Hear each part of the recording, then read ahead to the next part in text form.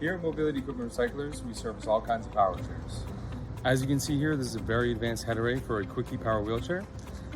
It has proximity sensors, it has force, and you can set the different proximity and forces for your specifications. So this is how you operate the chair with your head.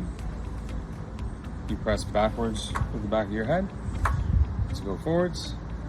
Press to the side of your head on this button to go turn. Press your head on this side to turn.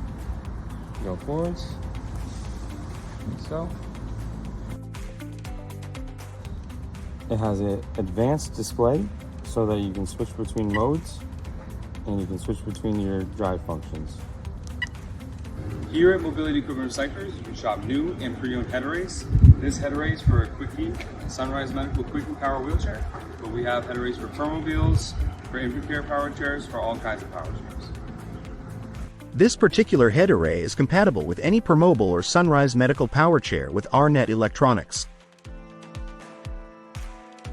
Visit our website at mobilityequipmentforless.com to learn more and revitalize your mobility today.